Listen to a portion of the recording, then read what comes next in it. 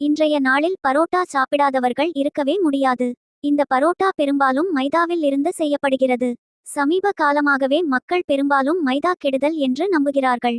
இது எந்த அளவுக்கு உண்மை என்று இந்த வீடியோவில் பார்ப்போம். உங்களால் ஒரு நாள் கூட மைதா உணவில் சேர்க்காமல் இருக்க முடியாது என்பது தான் உண்மை. காரணம் என்னவென்றால் நாம் அன்றாடம் உட்கொள்ளும் உணவாகிய பிரெட், பிட்சா, பர்கர், நூடுல்ஸ், கேக்குகள், சமோசா, மேலும் அனைத்து இனிப்பு கேக்கு வகைகளில் பெரும்பாலும் மைதா உபயோகிக்கப்படுகிறது. இனிமேல் மைதா சாப்பிட போவது இல்லை என்று முடிவு எடுத்தால் மேலே குறிப்பிடப்பட்ட எதையும் சாப்பிடக்கூடாது. மேலும் நாம் தினமும் காலையில் எழுந்தவுடன் தேநீருடன் நனைத்து உட்கொள்ளும் அனைத்து பிஸ்கட் வகைகளும் மைதாவால் செய்யப்பட்டதுதான். இப்படிப்பட்ட மைதா எதிலிருந்து தயாரிக்கப்படுகிறது என்று கேட்டால் பெரும்பான்மையான மக்களின் பதில் கிழங்குகளிலிருந்து என்று கூறுவார்கள். ஆனால் உண்மையில் அது கோதுமையில் இருந்து தயாரிக்கப்படுகிறது.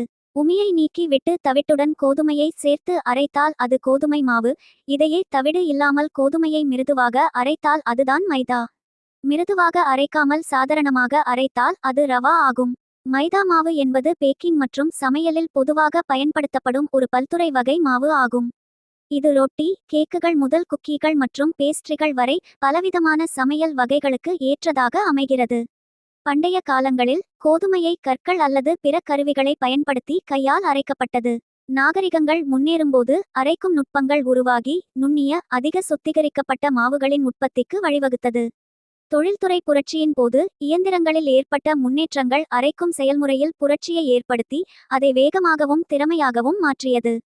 இது மைதா மாவு உட்பட பெருமளவிலான மாவு உற்பத்திக்கு வழிவகுத்தது. இது பொது மக்களுக்கு பரவலாகவும் மலிவாகவும் கிடைத்தது.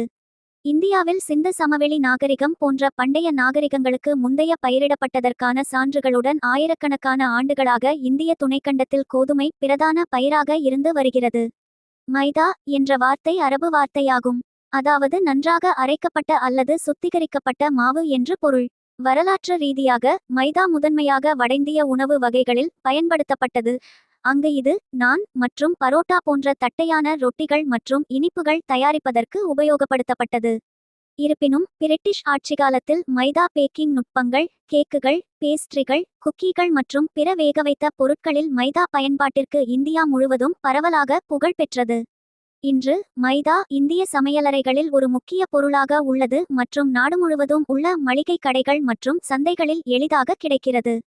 அமெரிக்காவில் 19ஆம் நூற்றாண்டின் பிற்பகுதியிலும் 20ஆம் நூற்றாண்டின் முற்பகுதியிலும் மைதா மாவு பிரபலமடைந்தது. மைதா மாவு வருவதற்கு முன்பு ரொட்டிக்கென்று ரொட்டி மாவு மற்றும் பேஸ்ட்ரிகளுக்கு பேஸ்ட்ரி மாவு போன்ற பல்வேறு சமையல் வகைகளுக்கு மக்கள் தனித்தனியாக மாவை உபயோகித்துள்ளனர். ஆனால் மைதா மாவு ஒரு வசதியான தீர்வை வழங்கியது. இன்று உலகெங்கிலும் பரவலாக மைதா பயன்படுத்தப்படுகிறது.